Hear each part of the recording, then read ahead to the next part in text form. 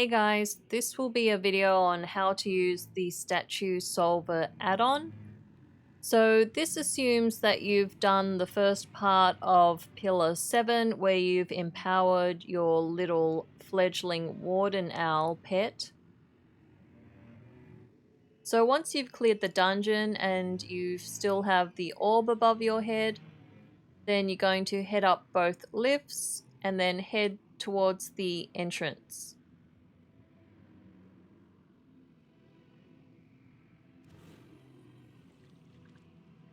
When you're past the first boss's room, you're going to turn right, and now you should see this statue on the floor. Pick that up. If you can't see the statue, make sure your little empowered owl is out, otherwise you probably won't see it. And then you're going to head back to Glazer's room.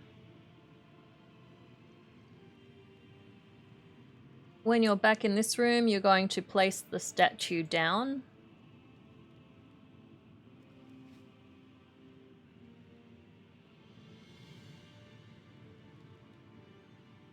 Click the statue, prepare the startup sequence.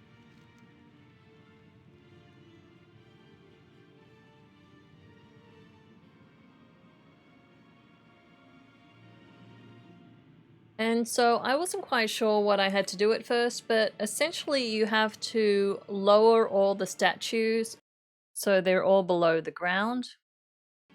The thing is, when you click one of the statues, it affects 4 others, which is why you need to be sure which statue affects which other tiles. So for this part, I definitely needed help.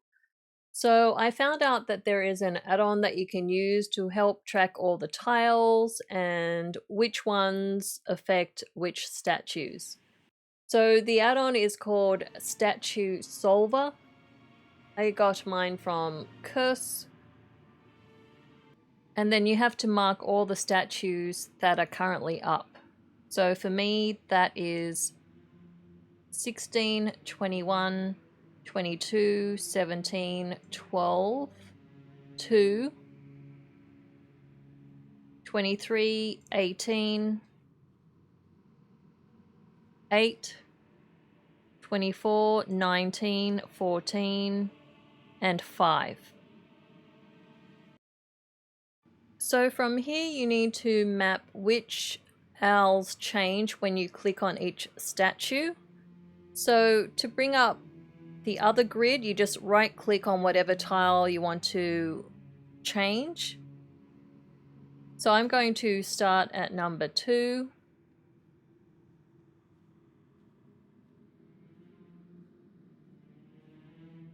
When I click on number 2, I need to see which ones have changed. So I'm going to run back to the starting position.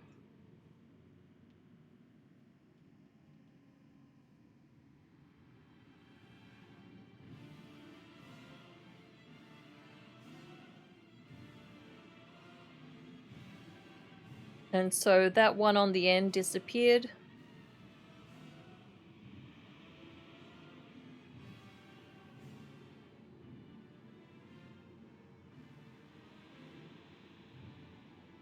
"12" also disappeared.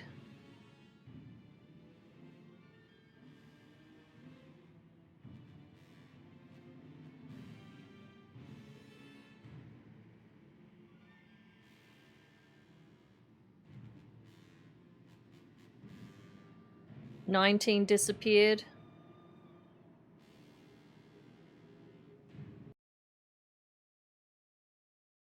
And 25 has appeared. And so once you've done that, you click confirm, and then you do exactly the same thing with the other tiles.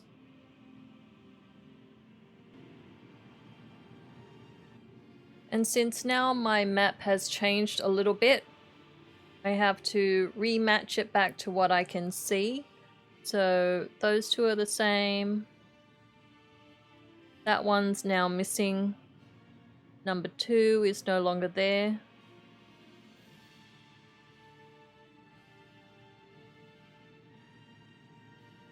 That row is the same. That one is now missing. And that one is now there.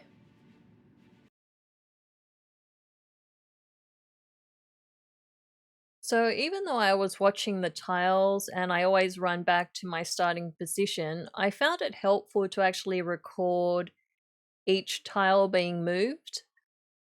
So if you can do that, I highly recommend doing it as well, because 4 tiles do move rather fast and it's sometimes hard to keep track of which ones go up and which ones go down. It also helps you double check the grid. But if you don't have access to recording software, then I would suggest taking a screenshot before you make any moves and then comparing it afterwards.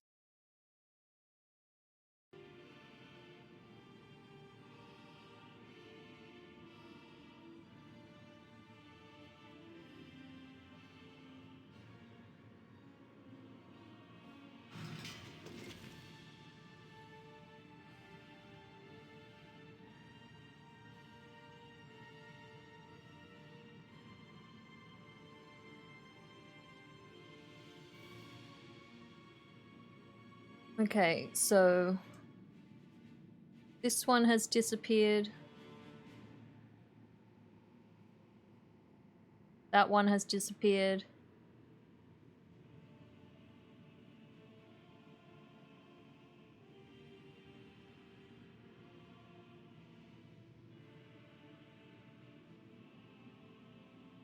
That one has disappeared. So in the end, I ended up recording all my moves and then positioning myself in a way that I could see all the statues either going down or coming back up. So you just have to keep mapping every single tile until everyone is mapped. You'll be able to see which ones are mapped because they will have a red outline around the tile.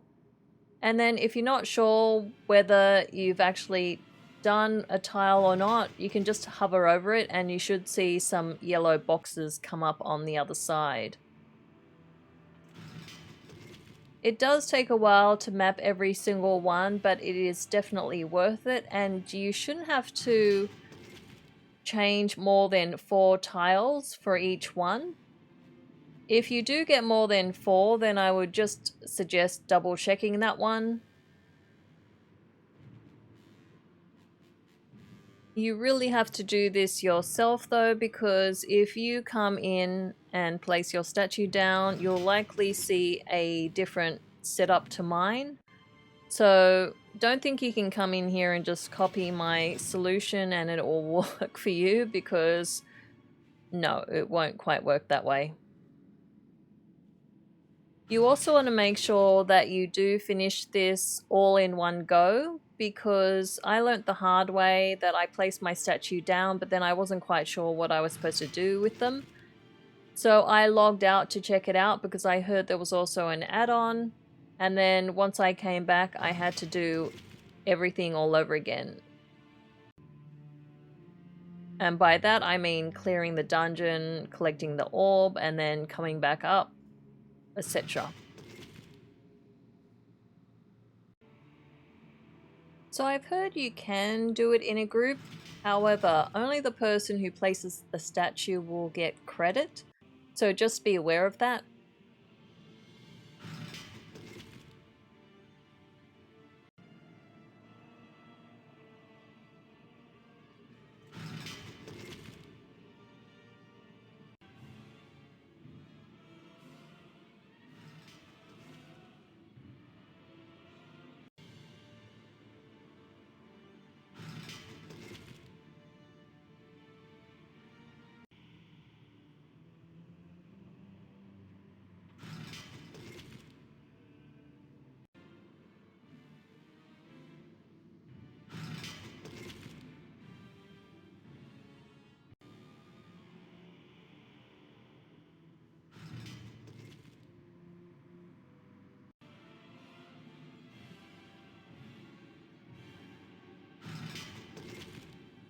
So you may find yourself in the same predicament as me. So when I got down to my last two, I found that the statue that I needed was not above the ground. So you just have to hover over each tile until you can see which tile affects the one you're looking for, and then bring that tile back up. Okay, so now that I've finally mapped all the grids, I need to match all the statues with what I have. Going to click solve. You'll notice the solution is actually pasted into your chat, so I actually referred to that as well as the add-on itself. So when I go through the solution, I refer to both sides of the add-on and the chat to make sure I'm clicking on the right tile. So when you look at the add-on, you can see the numerical sequence from 1 to 7. That's why I referred to both the chat and the add-on itself. And when I call out the numbers, I'm calling out the grid number and not what I see in the yellow boxes.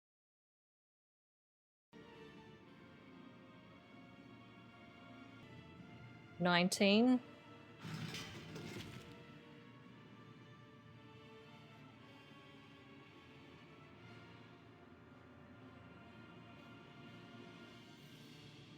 $6.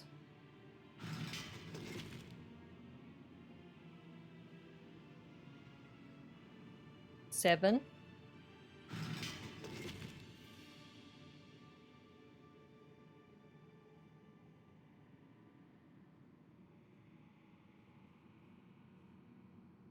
$16. Oh my god, it worked! Finally I got it! Oh my gosh. Thank you to the add-on maker, you are a legend. I can close this now. I'm afraid to close it after spending all this time in there.